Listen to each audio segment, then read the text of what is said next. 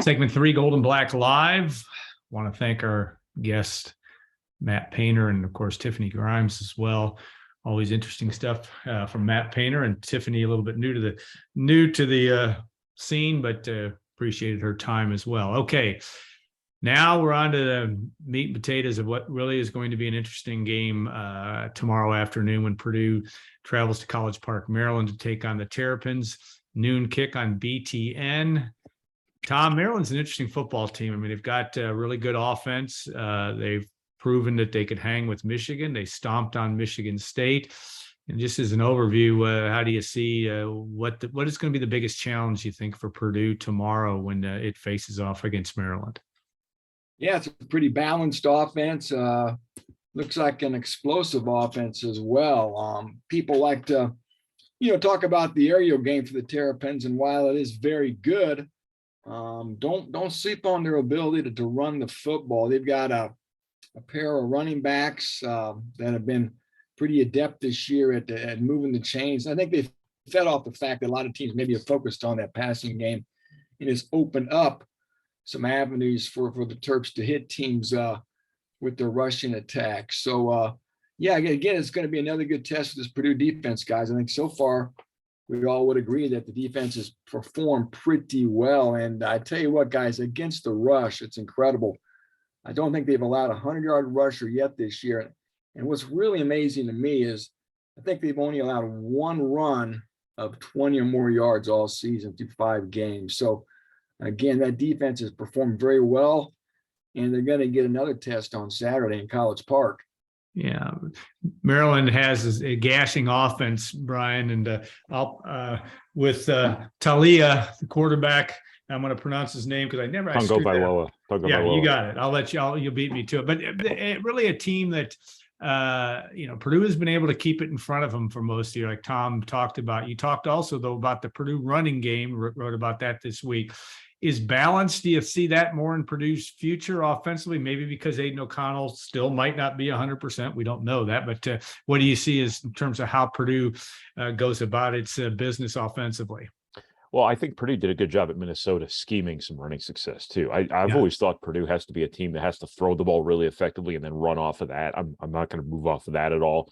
But I think they also have to do it a little bit non-traditionally. And I think if you go back and look at what they did at Minnesota, I think they used a lot more two-back stuff. They're starting to incorporate a fullback. They've done the whole 6 offensive lineman thing all year. They've offset the tight end a little bit into more like an H-back kind of lead blocker type of role.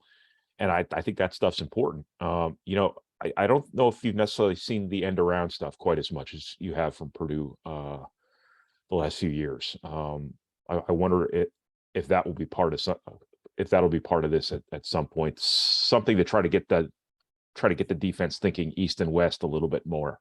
Try to move the linebackers off their spots a little bit. But I think they've done a good job here lately, kind of figuring things out, because I think when you run the ball at Purdue with a team that's built to throw the ball up the field, I think you have to be better systematically than you are probably the sum of your parts.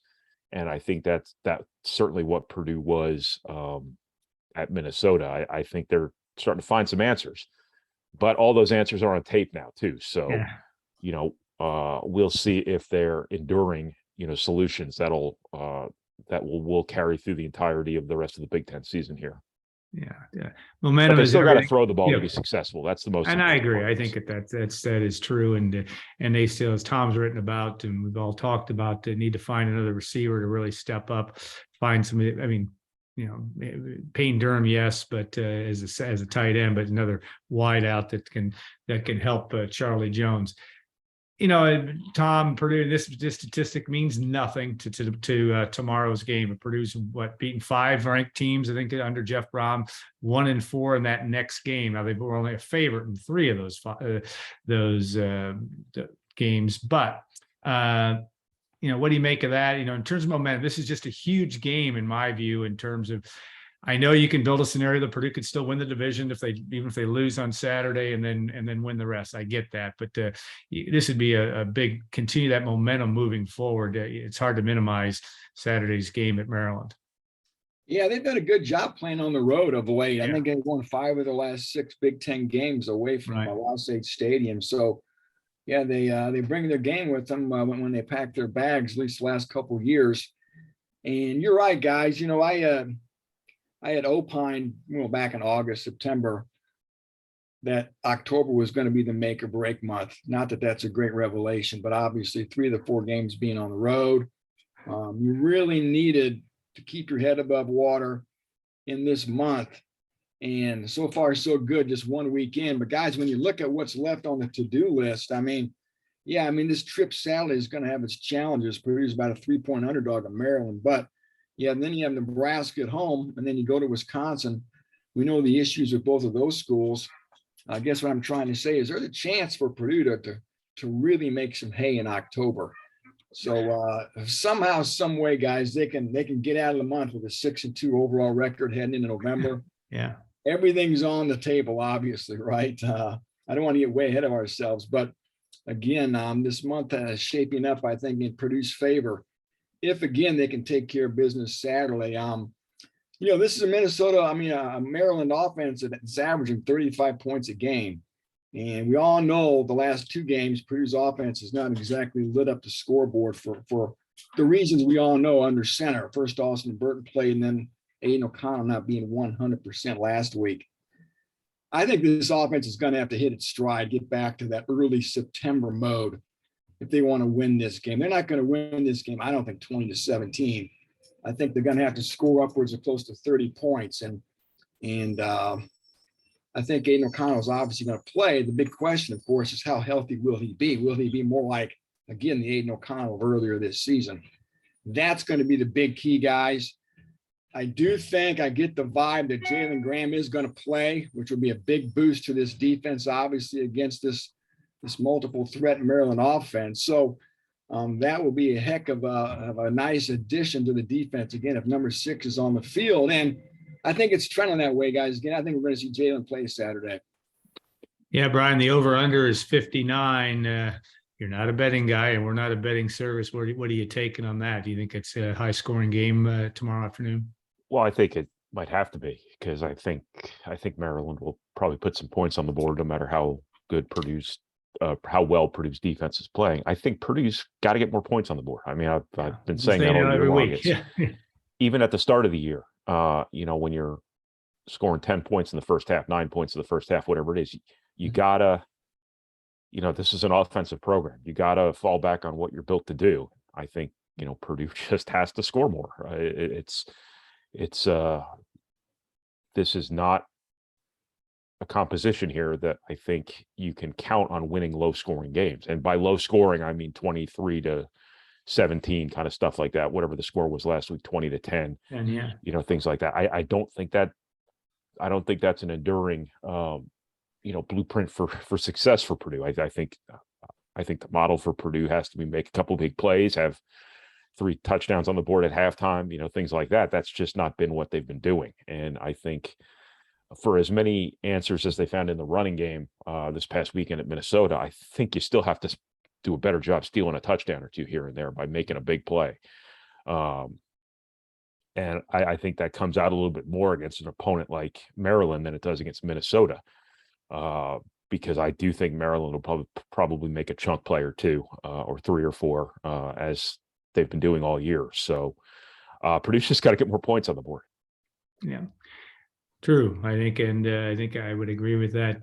Devin Mockabee and Tom, we've been talking about him all year, but one of the better runs I've seen, and I would put it probably on a top 6 or 7 runs of the 21st century for Purdue running backs. That isn't necessarily saying a ton, but that was a great run, huge play. You're right, Purdue did it when it had to do it last week. It was a kind of a reversal of fortune of getting it done in crunch time. That running game's interesting. You don't expect, I don't think, King Daru to be back, but Purdue's got some two walk-on guys that have really done a nice job, and Mockabee and Dylan Downing both have run over 100 yards here in the last 2 weeks. Yeah, boy, you're exactly right, Alan. They delivered the big plays in crunch time last week with the 28-yard catch to Charlie Jones. It set up the go-ahead field goal, and then, of course, the 68-yard run. you talked about of Devin Mockabee, which set up his game-clinching, game-icing touchdown from 2 yards out. And yeah, Maccabee's been a heck of a revelation. Averages over 6.5 yards a carry so far this year.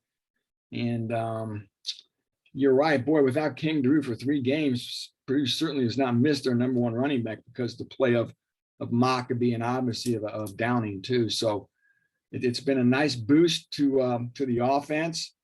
And, you talked about the need for that number 2 wide receiver to step up. Again, like we're obviously still waiting. I think Sheffield and Burks are your 2 most likely options.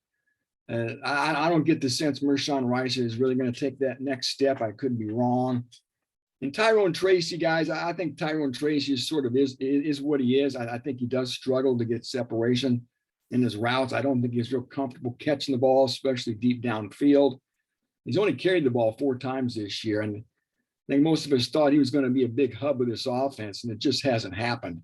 So it's been Charlie Jones and Payne Durham and now sprinkling in a little bit of Devin Mockabee. And if they could add another playmaker, certainly would be big. I think Brock Thompson would be obviously a huge addition. I think Brock is a guy that may get back on the field late in October, maybe early November. And it sure would be a lot of fun to see Brock Thompson and Charlie Jones working in concert with Payne Durham and Devin Mockabee and a healthy Aiden O'Connell. That would be a heck of a dynamic offense. Yeah, there's been some knock on Purdue's inability to go, like I said, the big play, and there's been some reasons behind it, obviously, especially over the last couple of weeks. Brian, turnovers have, it's college football, it's football. I mean, it means everything. Purdue got some good fortune last week against Minnesota on the almost sure touchdown that fell into Cam Allen's lap, or at least into his breadbasket. This is an important thing, though, teams seem to do. Purdue is at least creating some, and it's certainly from a physicality standpoint. I know Tom wrote about this too. Surprisingly good against Minnesota, a team that's very, very physical. We're going to see a different team, though, on Saturday. Yeah, to Purdue's credit, I think they've made the plays defensively that have been there to be made. When you look at the interceptions this season, the pick 6 against Penn State. When you look at the interception late against Minnesota, when you look at the interception in the end zone against Minnesota, those were balls that the quarterback either just sailed or the receiver dropped. The play at Minnesota, the one Jack Sullivan kind of disrupted, and Jacob Wahlberg made the interception. That was a big time play by a couple different guys, and that was one that the defense really forced. A lot of them have been just capitalizing on people's mistakes, and that's part of it too. It's got to be taking advantage of your opportunities when your opportunities present themselves. I think that's what Purdue's done a good job of defensively this season. Have to keep it up, but you also can't count. I don't think you can go in every game and say, okay, the offense is going to make 3 egregious errors in this game, and we just have to take advantage of them. You have to keep focusing on trying to force the errors and, trying to be as sound as you can be, and then make your own breaks when the breaks are there to be made. But the other part of it too is Purdue's got to keep the turnovers to a minimum too. I'm not really viewing Aiden O'Connell's mistakes at Minnesota as anything of, long-term significance, because I don't think he was himself. When you look at a couple of those throws, he probably hadn't been practicing all that much the last few days and weeks before the Minnesota game. I don't know if he's getting the same velocity on the ball. So I wouldn't be worried about Aiden O'Connell until he does this a few more times when he's fully healthy. But I think Purdue's got to keep giving itself as much margin for error as possible. You do that by scoring more points and generating turnovers while keeping your own to a minimum. I mean, that is basic, really fundamental football. Yeah. Interesting storyline. Predictions will be on the site if they're not already. And it's going to be interesting to see. Really, it will be a fun game. I think it'll be a fun game to watch tomorrow. And when Purdue and Maryland hook it up, I expect to see some points. And like Brian said, some chunk plays by Maryland. Purdue's going to have to withstand some of that as well. All right, guys, always appreciate your time and your expertise. We'll have more post game as well, and all the Tom's coverage is as he'll be live from College Park in the Maryland campus. I want to thank our sponsors, Triple X, on the hill, but on the level of Purdue tradition since 1929. State Farm agent Trent Johnson at trentismyagent.com. Trent will be serving one of the more important things as we talk about sports, the need for referees. We've talked about that a little bit. Trent and his group fill that void and do well. I saw them at the West Side game last week doing their job. They do it. They have fun doing it, but we always appreciate that. And that's Trent Johnson in a nutshell. All right, guys. I want to thank also Mary Truax and Gordon Jackson back at WLFI for making this happen. We will see you next week heading into the Purdue Nebraska night game. Probably have a little bit, also some basketball stuff too. I want to thank our guests, Matt Painter and Tiffany Grimes. Had a fun show today, and we'll look forward to seeing you next week on Gold and Black Live.